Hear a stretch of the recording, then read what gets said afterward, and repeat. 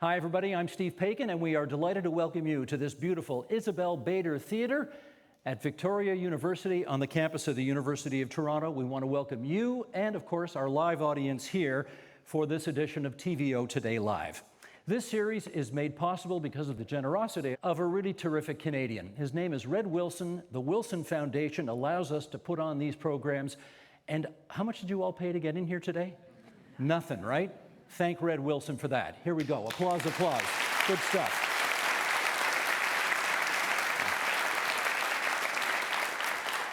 When Canada's new Prime Minister visited the White House recently, he described President Trump as a transformational figure. You're anticipating my next line, aren't you? Yes. He did not say whether the transformation was good or bad, but we can get into that tonight. Regardless, we are going to look to one of America's foremost columnists to understand that transformation and what it means for Canada. So please help me welcome the author of 7 books, the winner of 3 Pulitzer Prizes, a columnist who is simply must-reading in the New York Times. Here's Thomas Friedman. Great to have you here, if you would. Thank you. Thank you. This is one of these weird situations because you and I have never met before, and yet I have interviewed you before. I interviewed you on satellite many years ago for a show at TVO, so it's nice to actually finally have a chance to shake your hand. Great. So that's number one. Was I nice? Terrific. That's good. Great, fascinating interview. Check. Yeah, you were wonderful. You were wonderful. Have you been to Toronto much before? I don't know. This is a great book town. Yeah. So with every book, I've come here. Great bookstores, in Canada in general, and this has always been a great, also sort of world affairs city. So yes. You know, one of your colleagues was born here, right? Which one? David Brooks.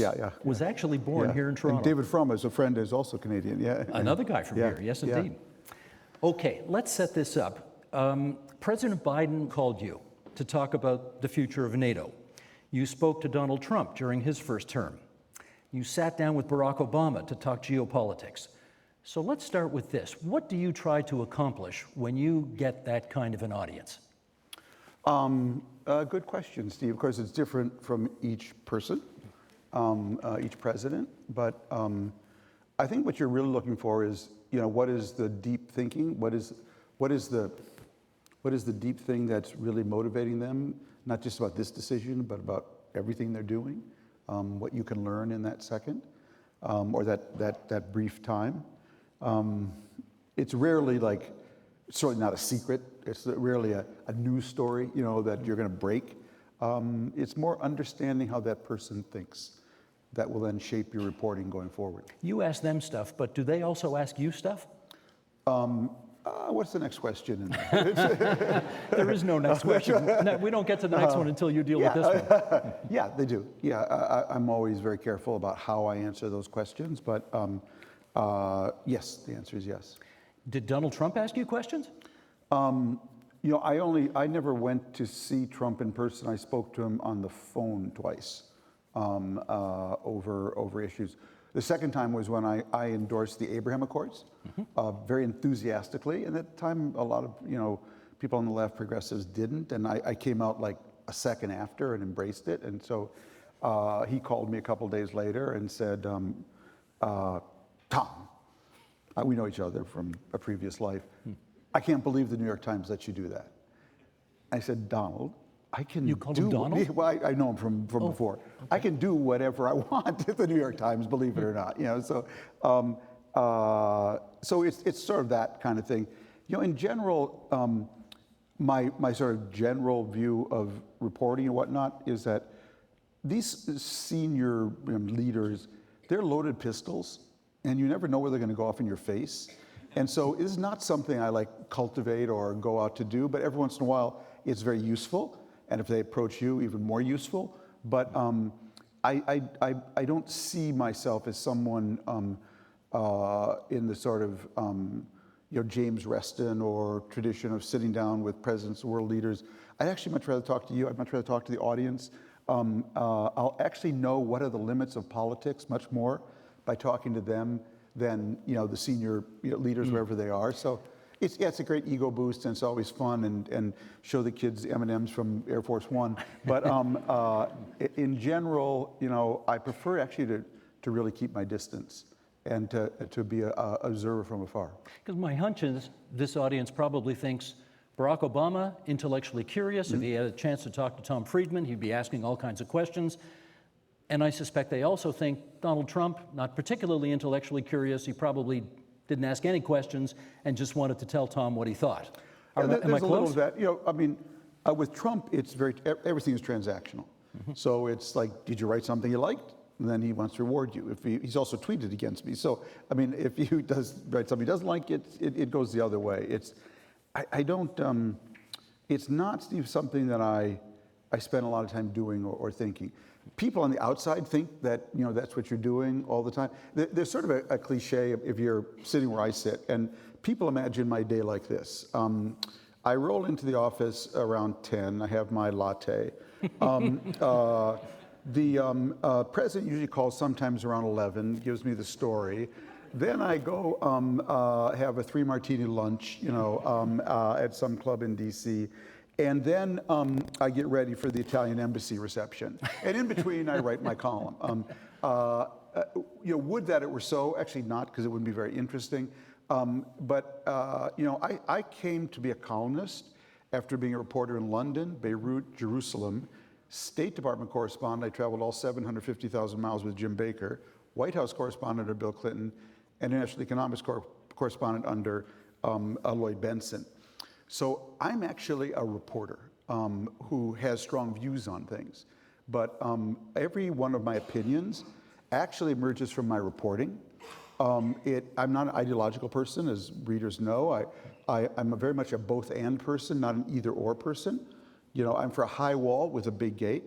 I'm for growing the pie and redividing the pie. I'm for better police and more police. I'm for 2 states for 2 people. Not because I haven't made up my mind, but because I have. And I think it's actually the synthesis between both and where the real productive answer usually lies. And so much of what I write is driven by my reporting. I live by the motto, if you don't go, you don't know. And so it starts there. Very little, I don't sit in my library and smoke a pipe and throw thunderbolts down on the world from some ideological quadrant. That's actually how you get in trouble as a columnist, because you stop reporting. Well, I wonder if you got in trouble for writing this. Maybe you got one of those famous presidential phone calls when you wrote in April that America is becoming, quote, a rogue state led by an impulsive strongman disconnected from the rule of law and other constitutional American principles and values. Did you hear from Donald on that one? No, I have not spoken to him. I will confess to your viewers and to your live audience here, I haven't spoken to a single person in this administration since they were sworn in, and not a single person in this administration has spoken to me. Your choice or theirs? My choice, because, again, I'm much more interested in what's going on in the world. I don't need to know what Steve Witkoff told Bibi Netanyahu. That really doesn't drive me. I'm much more interested in what are the structural parameters within which they have to operate. Why they don't call me, I have no idea. But I will tell you, having sources in this administration, from what I've seen from afar, is one of the most dangerous things you can have. Because? Because everything depends on what Donald Trump just tweeted. So, if let's just say I asked to see the Secretary of State and asked him, what's Trump going to do with Putin and Russia? He doesn't have a clue. If you watch, I actually love it just for the theatrics of it. Like, if you watch Rubio in the meeting with Zelensky in the Oval Office, that famous meeting, the bubble over his head was saying, what the is going on? And so it really is useless talking to them because they literally don't know. There's a new meme going on around on Wall Street now about Trump, which he was confronted with, and he went nuts over it. It's called the taco trade, TACO. Trump always chickens out. Okay, and so people who sold their stocks after he put 145% tariff on China got creamed because he chickened out a week later, and then the stock market went back up. If you sold your stocks last week when he said 50% tariff on EU, You got creamed because by Monday it was back to, oh, I'll do that later. So somebody from the Financial Times has coined this meme, taco, and he was confronted with it, and he was really mad at the reporter who even asked it, because he said it's called negotiating. It's not a taco trade, and I would say, I mean, to speak about a substantive point right now, I was in China I've been in China twice in the last 6 months, so I was in China when the tariff stuff first emerged, and the whole meeting with Zelensky happened and whatnot. It's very interesting to watch that from China, because what you see there is that two things. One is Chinese saw that confrontation in the Oval Office, that ambush of Zelensky. And the first thing they said is, our leader is never, ever, ever, ever, ever going there, okay? We're not gonna put him in a position where Trump can ambush him like that. But number two, what they also saw was, and this brings it home to where we are today, Trump tore up the new NAFTA that he negotiated with Canada and Mexico. So the Chinese are also saying to themselves, what is actually the value of an agreement with this guy? If he's ready to tear up an agreement with his two closest allies and neighbors, what is the value of an agreement that we have? And I raise that, Steve, because he'll tell you it's cute. His White House spokesman will say, well, you just haven't read The Art of the Deal, But I also know the art of the handshake, and when we agree on something. And so he doesn't realize how much uncertainty he has injected everywhere. When you go back and forth on all of these things, you've actually frozen a lot of investors, and your allies literally don't know the value of when you've said yes. We always, I'm going to use the royal we on behalf of everybody in this audience here, but I think we have assumed on this side of the border that America had, certainly it seemed to be the case during Trump 1, checks and balances in place so that when the president wanted to indulge in his worst instincts, there were people around him who could say, not so fast, Mr. President.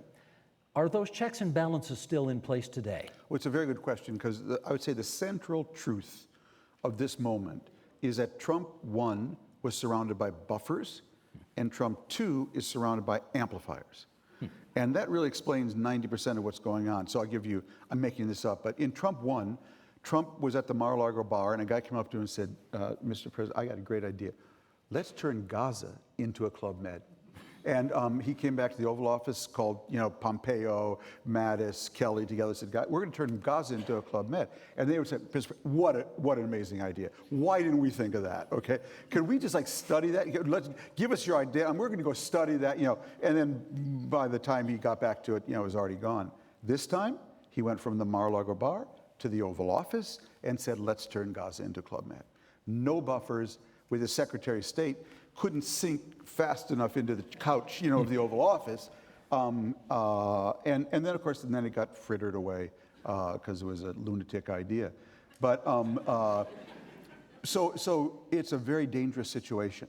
No one really knows what's happening when, what can come out by surprise, who will be fired by tweet. They fired 100 members of our National Security Council. Basically, they were, I think it was by tweet or by an email to all of them, just see you're gone, And so, I was asked, our editor, Katie Kingsbury, asked all the columnists on the 100th day of the administration to write, what do you think is the most important thing that happened in the first 100 days? And what I wrote, Steve, was that the most important thing that happened was that Donald Trump fired the head of the American NSA, our top cyber commander and warrior, and his deputy, on the advice of a witch doctor named Laura Loomer, a conspiracy buff. She went to the Oval Office, said, you got to get your mind around this, that America's top cyber warrior and his deputy should be fired because he was promoted by General Milley, who had been our former chief of staff, former chief of staff. Do you know how crazy that is?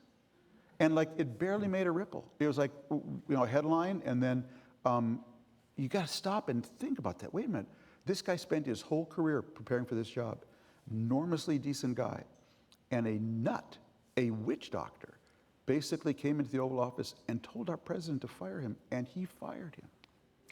But we can't obsess on that because the next transgression is only 30 seconds away. Well, that's the problem. Because they flood the zone with... It's everything everywhere all the time, The president did campaign on dealing with the southern border, and he has done that. He did campaign on tariffing the hell out of friends and enemies, and he has done that.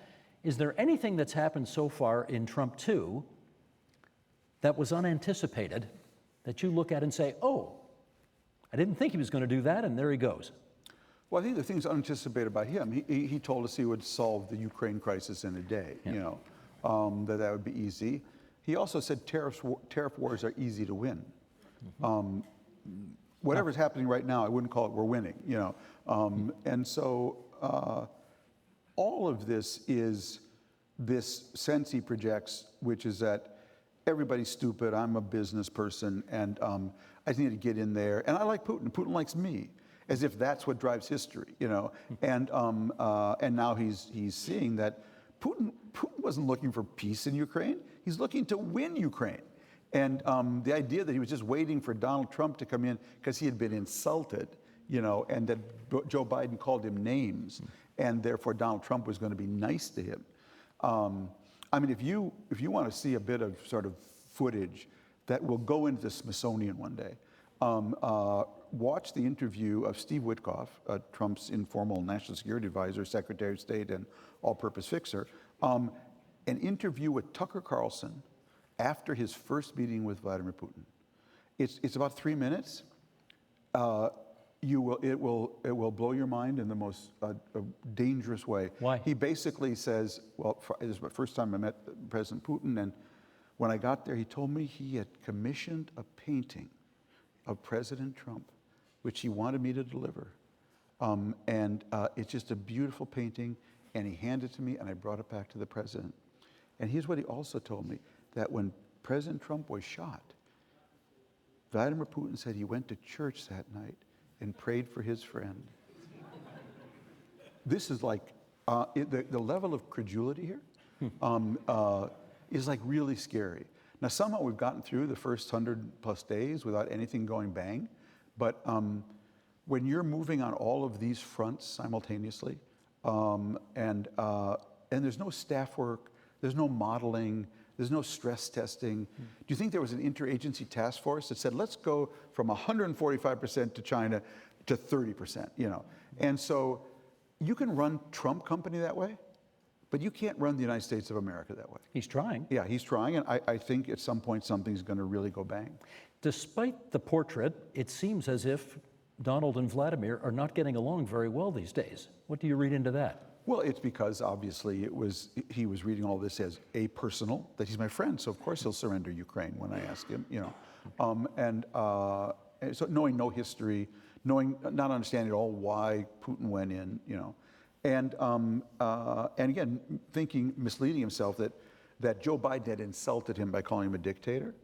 And if I actually called Zelensky a dictator, which is what he did, that will bring Putin around. Well, Putin wants Ukraine. He wants it for a lot of reasons, strategic, economic, and mystical, in terms of Ukraine's role in Russian history. And so I don't know what's going to happen now. It's a very important moment which way Trump goes on this. And all I know is the next column I will write, whether it's literally the next or in the future, is that you, Mr. President, you own this now, Ukraine. It's not Joe Biden, it's not Barack Obama in Crimea. You own this.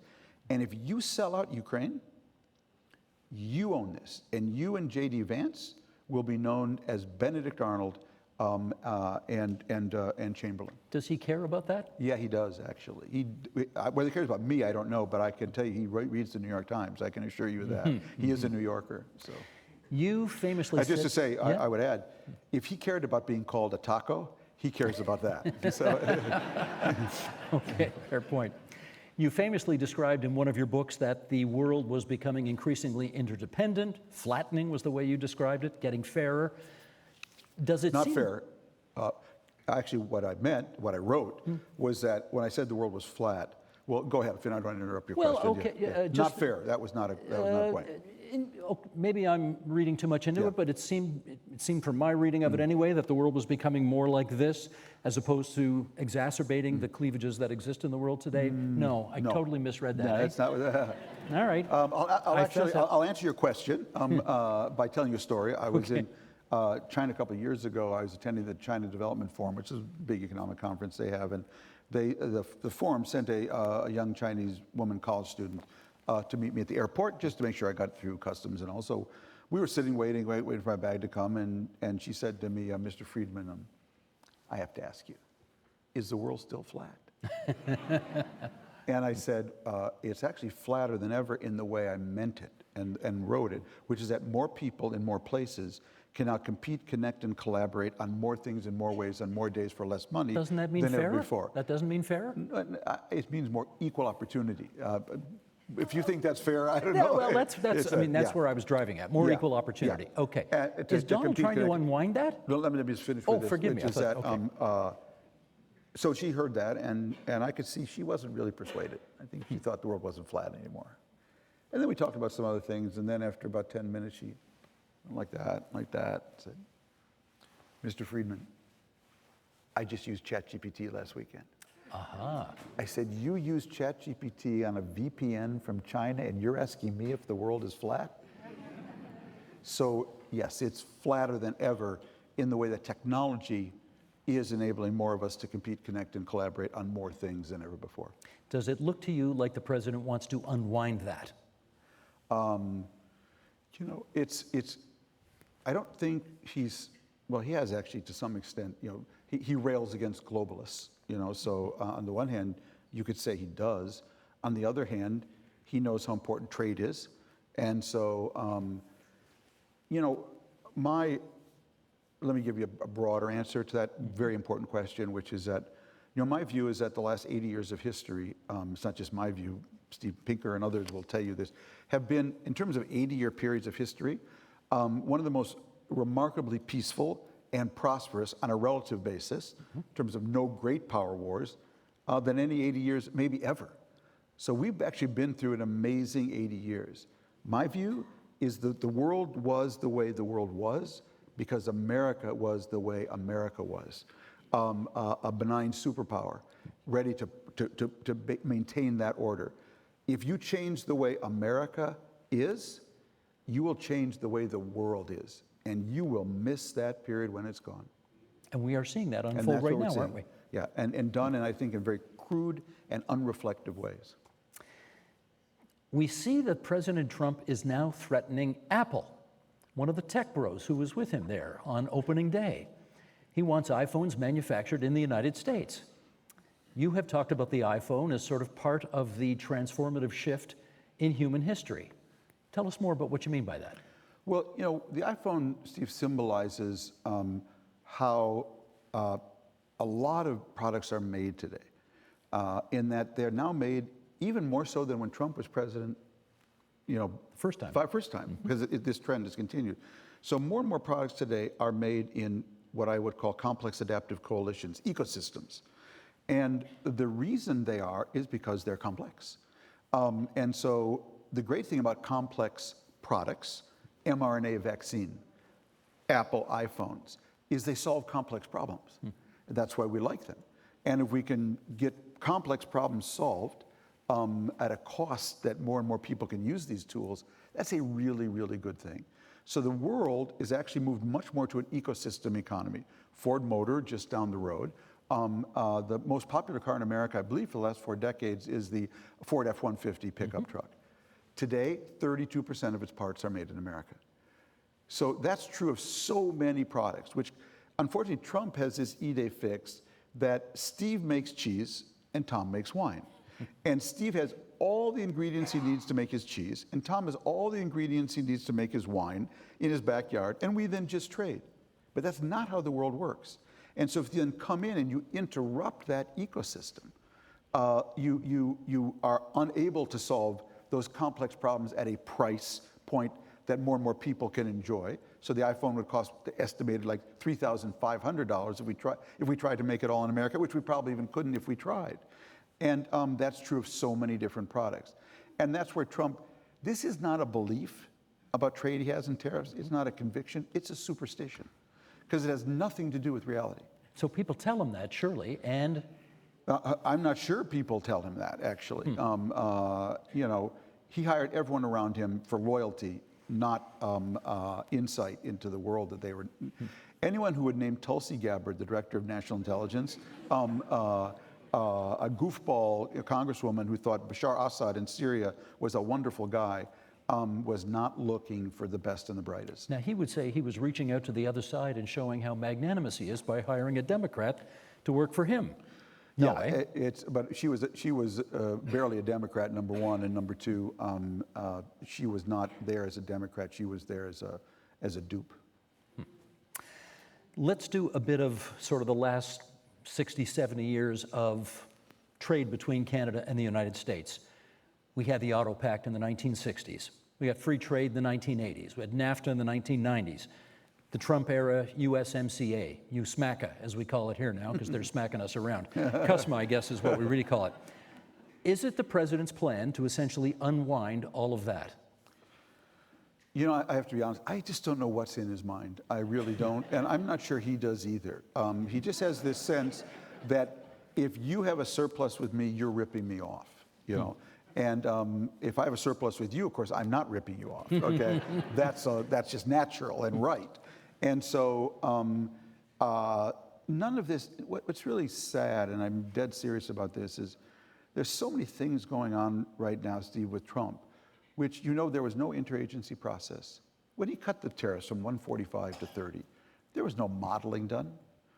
There was no gathering of the whole interagency group, what should we do? There was no stress testing going on. It was a whim. It was a whim, you know, and so we're doing so many things like that. And when you're a large economic and military power like we are, the reverberations are enormous.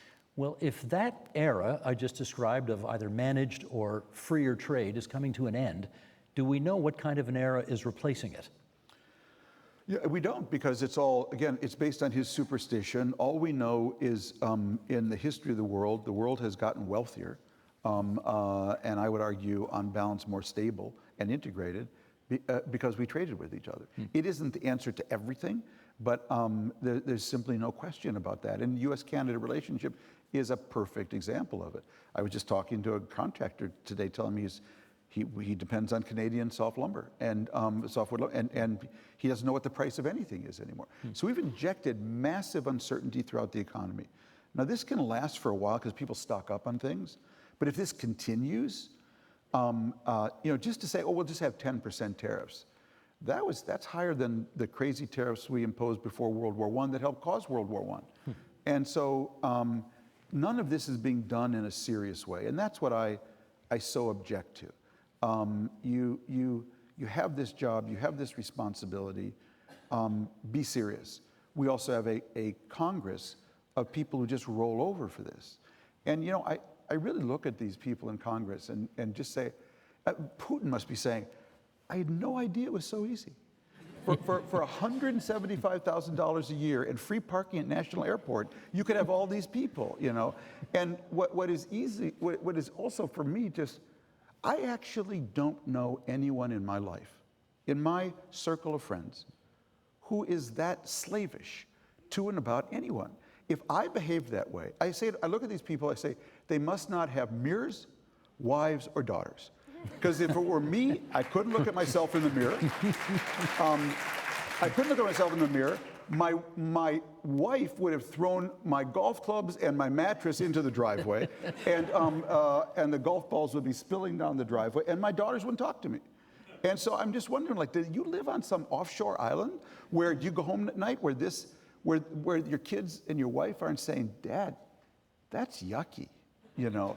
That's really yucky behavior. Do you think Ivanka tried that, and maybe that's why she's not part of this administration? Yeah, I don't know, you know, and I won't pretend I've discussed it, you know, with her, but I do think that it is. She from afar seems to be someone, you know, with some integrity, and just didn't want to be part of this. Okay, let me circle back to the trust angle that we talked about earlier, because as you point out, Donald Trump signed this USMCA with us. It was the worst agreement when it was NAFTA, then it was the best agreement, and now suddenly it's the worst agreement again, and we got to come up with something else.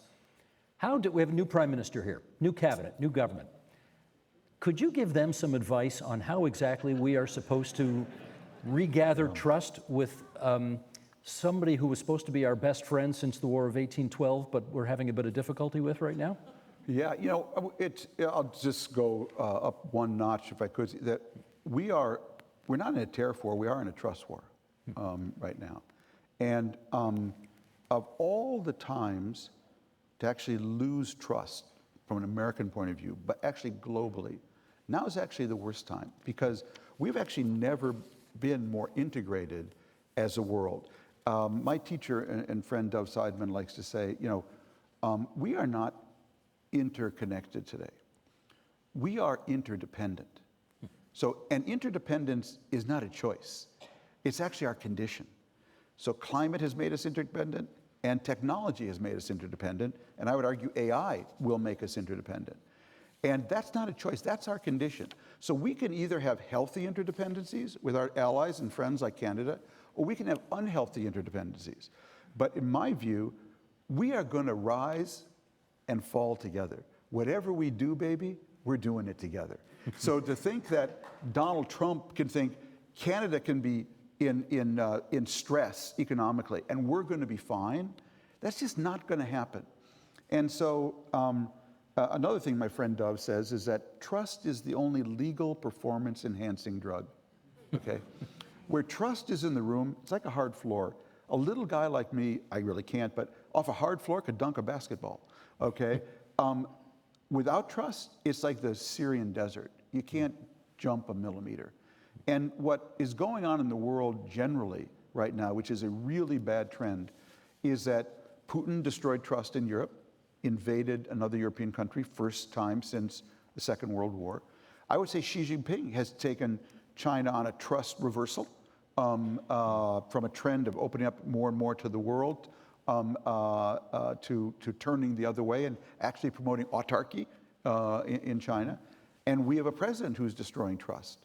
And that is actually the worst thing, in my view, happening in the world today, much more than tariffs, because you can't address climate, you can't address polarization, and you won't be able to manage AI without trust.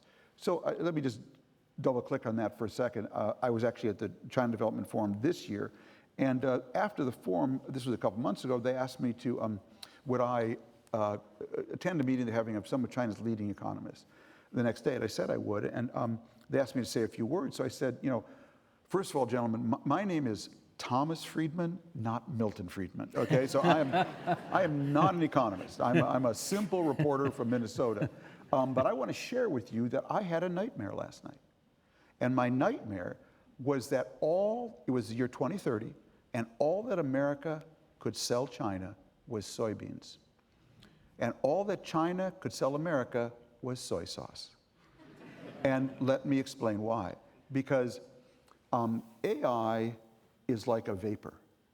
So unlike any other technology, it's actually going into everything.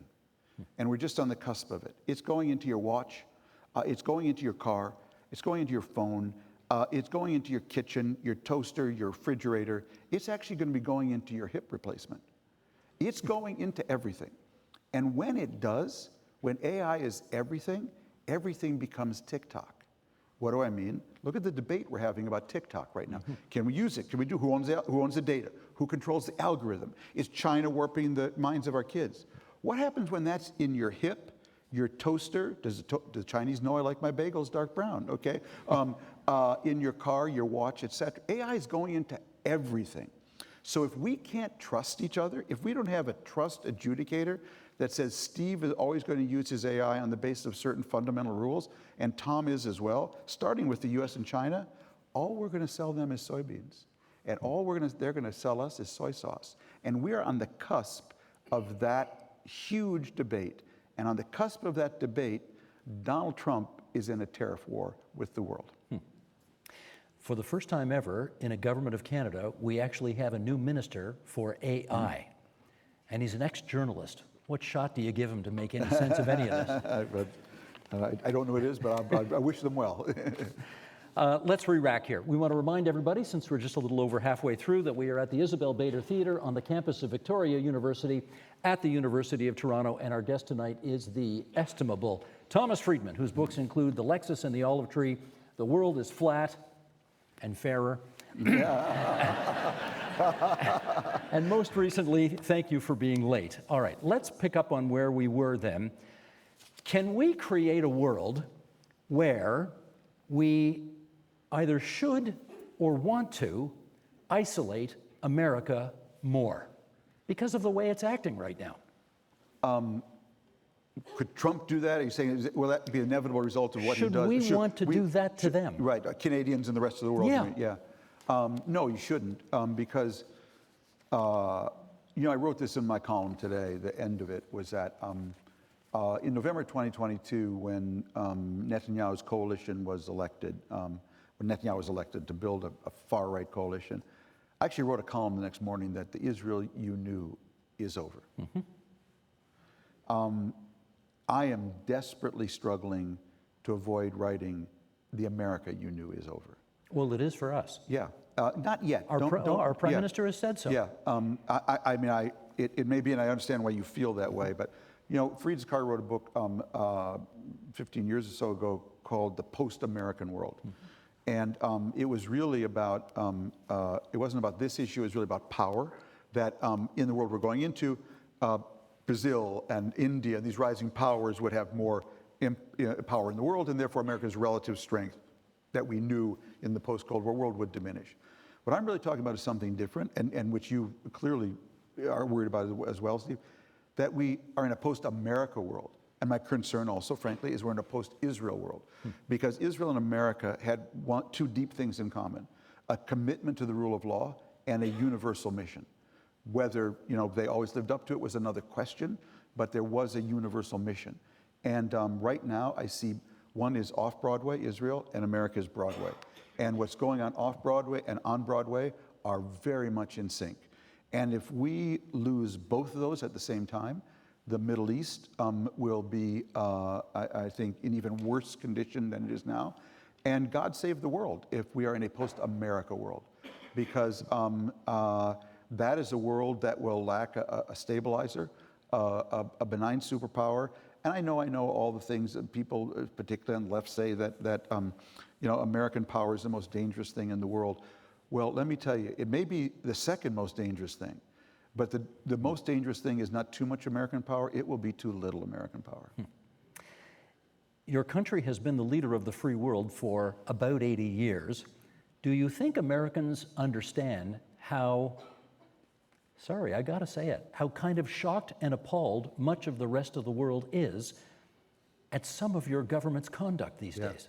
I don't think they do. I think we've done my generation has actually done a very poor job of transmitting to the younger generation the values of the greatest generation. And I think there are a lot of young people who don't appreciate how important we are to the world. I had the benefit of going to school abroad in the UK, and then starting my career abroad, in London and then Beirut and Jerusalem. And one of the things you learn when you spend a lot of time looking at America from the outside in is exactly how important America is to the world. I used to tell Lebanese, because there was a State Department spokesman when I was in Beirut in the late 70s and early 80s, named Redman, I forgot his first name. And often An-Nahar newspaper, the leading paper in Beirut, whatever he said was like a 6-column headline. And they thought the State Department spokesman was talking about them every day. They had no idea that was the 18th question asked that day, and he had a pre-planned answer which he filed back in his book. But that's how America in the mind of the world is very important. But it's more important in a deeper way, which is that the world's a pretty cynical place in a lot of places. And people make fun of American optimism. You Americans, you believe every problem has a solution. You get all at Twitter about Monica Lewinsky. You all need a little bit of cynicism. But deep down, Steve, they envy our optimism. Of course. American optimism helps make the world go round. And God save us from a world that is built on an America as cynical as Donald Trump. Okay, this question I know is on behalf of this audience. Great. And sort of, get comfortable because it needs a bit of setup. The American ambassador to Canada, Pete Hoekstra, said the other day, don't worry, the president has passed all this 51st state business. We don't have a willing partner for it, so it's yesterday's news and don't worry about it anymore. Okay, and 2 days later, the president put out something on Truth Social in which he said, we're going to build the Golden Dome defense system. Canada, we're going to send you a bill for $61 billion, or if you agree to become the 51st state, it's free. And they're considering our offer. That's what he said. They're considering our offer. What the hell do we do about this 51st state nonsense? I've been thinking about this a lot because I knew you were going to ask me, and we're a little preoccupied by it. That's right. Yeah. And I understand why. Well, part of me, jokingly, so I went to Jewish summer camp in Wisconsin when I was young for 5 years, and so I learned actually the Canadian national anthem. I can sing it really well, and I thought, finally, I have a use for it. Well, we've changed the words a few times since then, so you might not. But anyway, I'm just going to tell you, I'll cut to the bottom line. Pay no attention to any of this. It's all stupid. It's all ridiculous. It's stuff that he throws out. If he's in trouble somewhere, trust me. If he's got some issue that he's really in trouble on, he's going to call for annexing Canada in 6 hours, okay, to put some cheese out there for the rabbits in the press to all chase, okay? This isn't serious. There's no foundation for it beyond him. This issue decided the just completed Canadian election. Yeah, and so we think it's pretty I'm serious. I'm a big Mark Carney fan. I'm just saying, I'm just telling you, if you're asking me, is it going to happen? It's not going to happen. Is he going to push it when it's convenient for him to distract people? Yes, he will. The whole thing is ridiculous and juvenile, and it's all I can tell you. It's an embarrassment to this American. I'm sure there are people in Canada who are saying to themselves now, because we have no trust with this administration in the United States, well, some people are saying we ought to join the European Union. I don't know that that's possible right now, but they certainly think we ought to get closer to our European allies. Yeah. And some people are even saying, in spite of all the irritants we've had over the last many decades with China, maybe we should pick a different superpower to hitch our wagon to. Interesting. What do you think? I think you should just wait this guy out. Well, maybe that was an option if we thought he was going to be gone in 3.5 years. Yeah. But I'm reliably advised that he's going to seek a third term. Yeah. So how do we wait that out? I'll just give you the short answer, which is that 2026 is going to be a big year. Again, I'm saying, because I was writing about Israel and America, because Israel is going to have an election over Netanyahu, and America is going to have a midterm. And all I can tell you is what I'm telling my political and ideological allies right now, and that is organize, organize, organize, organize, organize, You do say that in the piece, yes, because you do. this is all about power. When you've got power, as you can see, Republicans use it. And so if the forces of decency in Israel and America don't get power, and we go 2 more years after 2026, then we really are in trouble. But right now, my default option is that as an optimist. I'm from Minnesota, and so I feel half Canadian. And as an Israeli, my column appears in the Israeli newspaper Haaretz, and I was once at a dinner with the editor at his home. This was 10 years ago, and I said to him, like, it's really good because when my column's in Hebrew, that makes me a local columnist. So I said, why do you run my column? And he said, Tom, you're the only optimist we have. So there was an Israeli general at the dinner with Zidayan. He said, I know why you're an optimist, Tom. I said, why? He says, because you're short. And I said, short? I'm not that short. He said, you can only see the part of the glass that's half full. Okay. So my default setting is on optimism. And it's because of the time and place I grew up. I grew up in Minnesota, a time and place when politics worked. And there was a thing called Minnesota Nice, and it was a moderate place. And it had a lot of other issues, whether racist issues and gay and transgender issues, there's no question. But that was the environment I grew up in.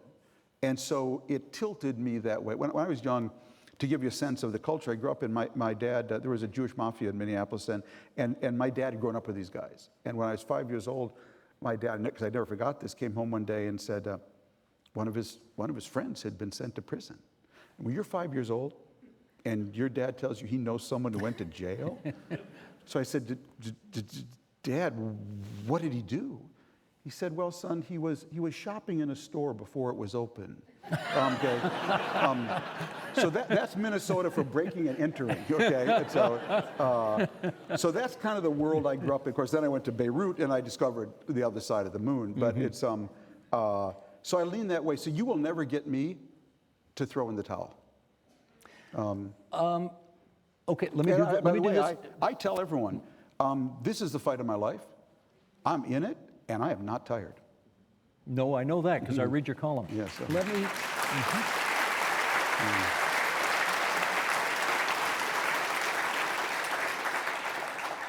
This being an audience filled with Canadian Football League fans, let me give the 3-minute warning. We have a 3-minute warning in the CFL, unlike the NFL, which is a 2-minute warning. We're going to start to take questions after one last question here from me to Tom Friedman. So if you want to line up behind the microphone up there, we'll get to your questions in just a second. Your column today, I read all your stuff, have for a long time. Your column today, I suspect, is going to go in the pantheon of Friedman columns because you say you're still hopeful, but that column today really gave me the impression that we're cooked. I mean, it was a very depressing column. Yeah. Why did you feel a need to get to that point? Because you don't normally write columns that are that, what's the word I'm looking for? I mean, emotional, hopeless. Yeah. Anyway, to you. Well, again, there is always a spark of hope in everything I write, but Gotta look hard for it in that column. It's there. I'll underline it for you. But since this October 7th happened, my focus has always been, as it was before, how do we end this thing? And if you're looking for someone to judge who did the worst thing to who on which day, you got the wrong cowboy. That's not. I'm always relentlessly focused on going forward. And so I'm still for 2 states for 2 people. Now, people will write about me that I'm delusional in that, to which I say, oh, you mean it's hard? I had no idea. Thank you for telling me that, okay? Yes. Now, let me tell you something. There's about a 5% chance this can work, but I'm devoting 100% of my energy to that 5%. Because the alternative, Steve, is not a 1-state solution, half-state solution, 3-state solution. The alternative will be no states for 2 people. The alternative will be a grinding civil war. And so whatever white space I get from the New York Times and the opportunity I have to promote this, that's what I'm promoting. And so part of what I was trying to say in this column, first of all, is that, look, this has been a terrible war. Both communities completely traumatized.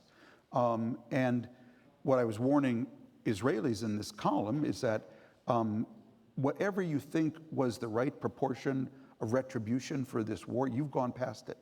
And if you don't recognize that, this is going to be a permanent stain. And at the same time, highlighting the fact that there are lots of people in Gaza now who understand what a mendacious regime Hamas was, and that they are looking also for a way out of this. It's actually a real time, I believe, for diplomacy. But you got to actually then take on the people who are standing in the way. Right now, Hamas, is insisting on keeping a certain number of hostages for their leverage until they are assured that Israel will leave Gaza and there'll be a permanent ceasefire. And as I said in my column, that will be victory for you. What did you have on October 6th? You had that. You had a ceasefire in Israel out of Gaza. So you fought this whole war. You sacrificed these people, your community, your infrastructure to get back to where you were. And to Israel, I say that if you don't find a way to get out of Gaza, to partner with the Palestinian Authority, to create a different regime there that you can partner with on a 2-state solution, you're not only going to be in a permanent war, you're going to create a world where my grandson and granddaughter are going to know what it is to be Jewish in a world where the Jewish state is a pariah state. And I don't really care to go there. So I'm doing everything I can in my own little white space to urge people to think again and to look again. And one thing about being, I've learned as a columnist, I've been doing this since 1995 now, this is not a friend growth industry, okay? So if you want to be a columnist and you want to be liked, get a dog, okay? Because, so I have no problem with that. And I will also tell you, if anyone out there is planning to write about me or tweet about me, I have never looked at Twitter. I have never looked at Facebook. I have never looked at TikTok. I've never looked at Instagram, and I've never smoked a cigarette, and my plan is to die saying all five. And, okay, so, I use Twitter as a broadcast platform. My secretary tweets my column. I don't even know the password. And because I use no social media in my world, Steve, everybody likes me. Okay? That also explains why your mental health is so good. That's right, exactly. There we go. Okay, we have a group of people here waiting to have at you, so let's go. Hello, sir. Big fan of your work from New York Times, and also I followed your colleague David Brooks for many years. My question to you is this: given that you're, very optimistic about the state of U.S.-Canada, as you've mentioned, there was a news story which caught my eye, which was that there was a Wisconsin judge that was arrested, trying to help an, immigrant or something like that of that nature. And that is concerning for me because, how do we stay optimistic when we hear news like that? And also, in addition to that, I'd also like to say that in here, given that we had an election here, there was some concerns that, some news outlets, they've been funded by U.S. hedge funds, and they were promoting misinformation, Trump-related content. So my question to you is, how do we stay optimistic given that, there's, the Trump third term and all this? So what is your advice on how to be optimistic in this climate? Thank you. Drugs, a lot of drugs. No, don't tweet that. It was just a joke. Look, I would say that the case with that judge, I don't know enough about in order to give you a decent. I find it harrowing that a judge was arrested under these circumstances, but I don't know the exact conditions of it. So I'm sorry I can't help you with that. On the other issue, though, that's super important. And if there's one thing we all need today, that every Canadian, every American, from age 5 forward, should have to take a course in digital civics, because the internet, the cyberspace, the internet is basically an unfiltered stream. It's full of gold and rubies and diamonds and rusty cans, nails, and broken glass. And if you don't build the internal filter into your kids and your citizens to understand the difference between the two, then we have a real problem, if that's where most people are going to get their information. And I find that more and more.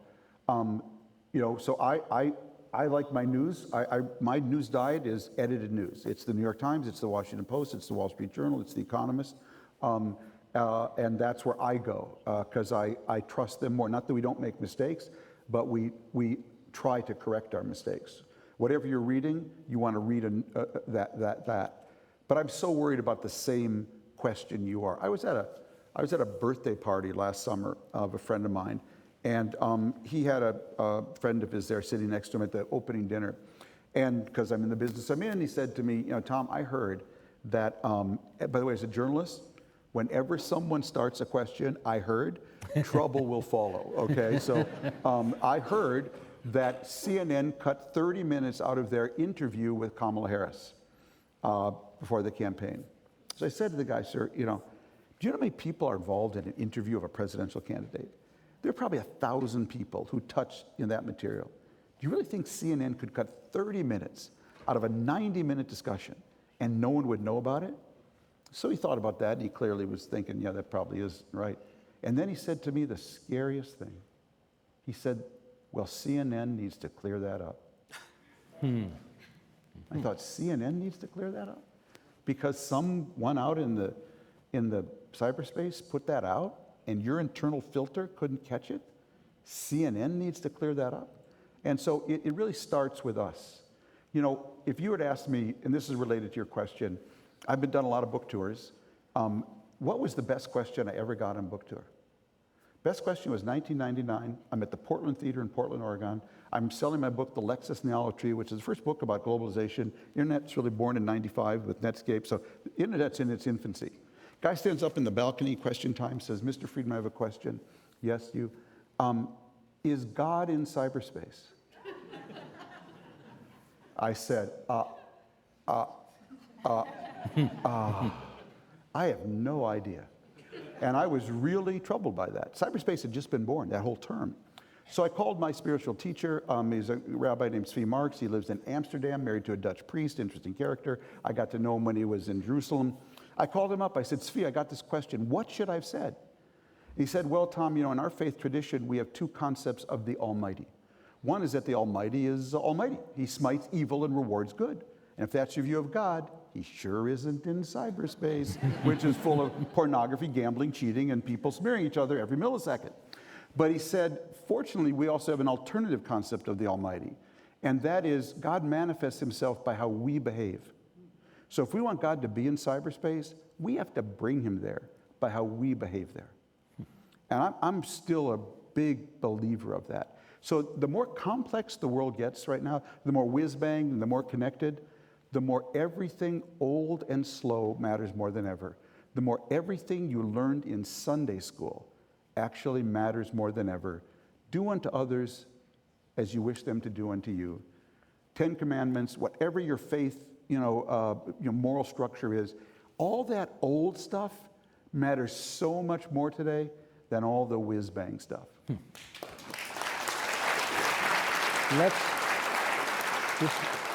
We're down to about 5 minutes to go here, so if we could get a few short questions and a few shorter answers, then we'll be in business here. Thank you, Mr. Friedman. Were you talking about me? Not at all, not at all. Mr. Paikin. Robin Basu from Toronto. Could you comment a little bit about the risks to the United States and to the world if the U.S. ceases to enjoy what's called the extraordinary or exorbitant privilege of having the world's reserve currency? Because all of us in the rest of the world have been living with significant constraint in terms of our spending, our government spending, our borrowing, but the United States just doesn't seem to have that problem. But it just strikes me that it would be catastrophic for them, for the United States, if it lost that privilege.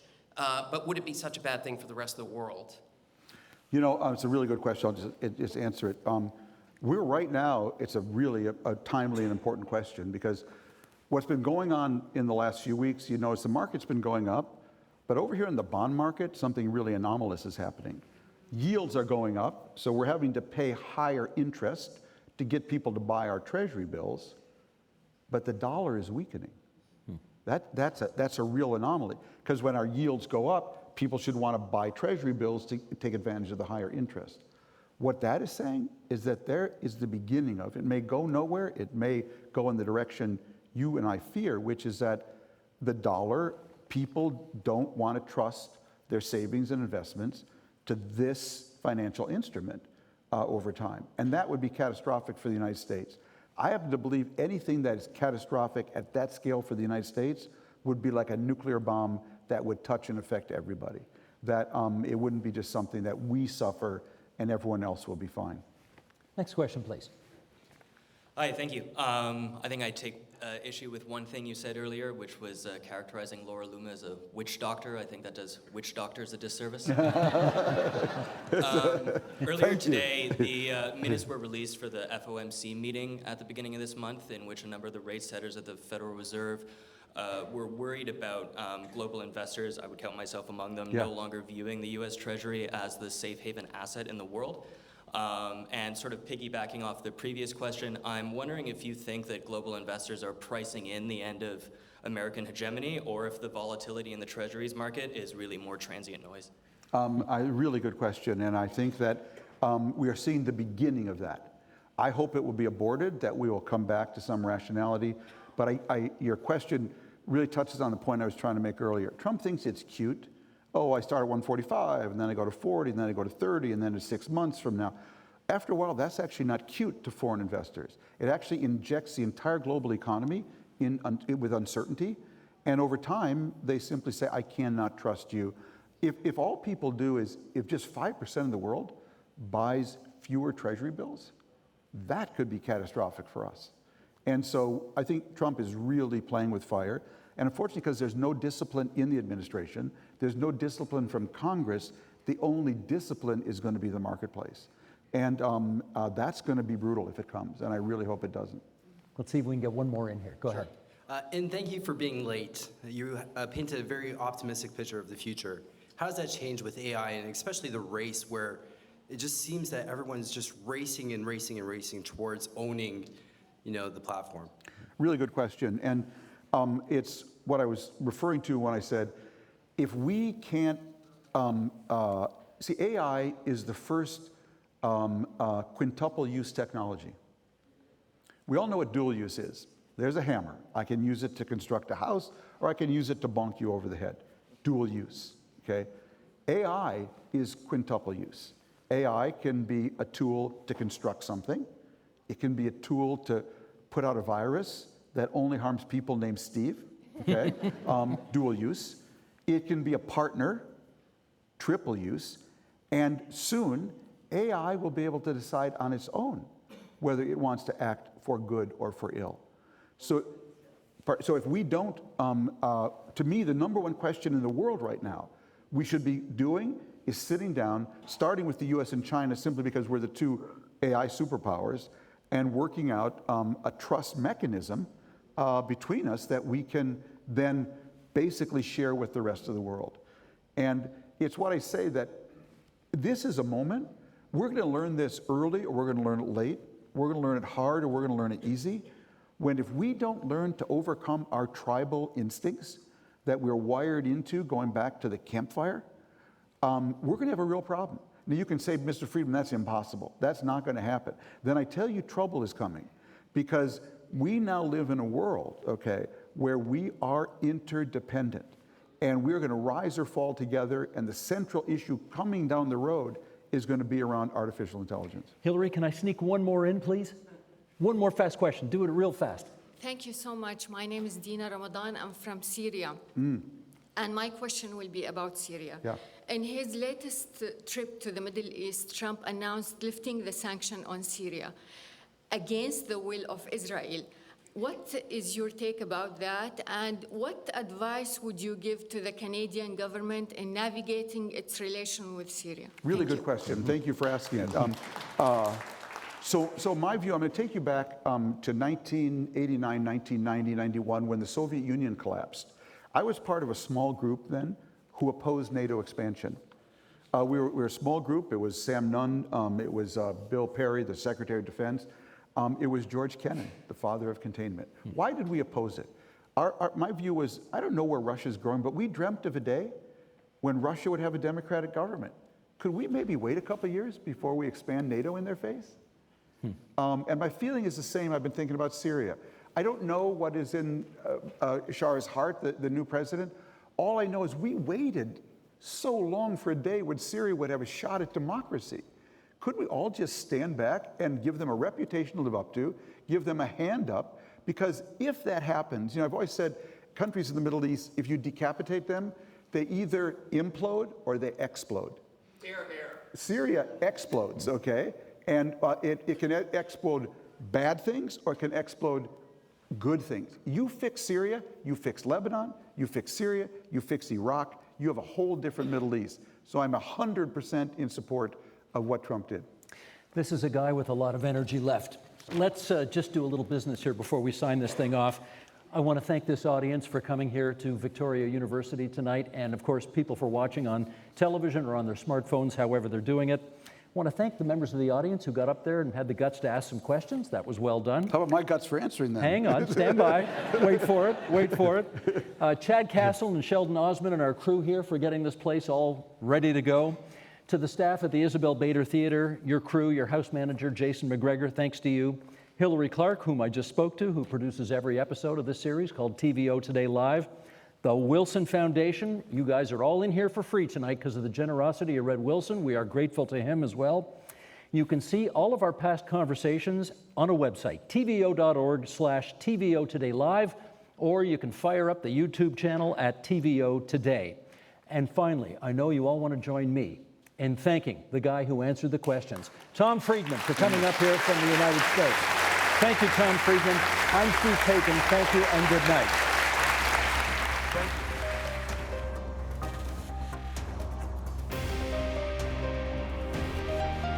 TVO Today Live is made possible by the generous support of the Wilson Foundation.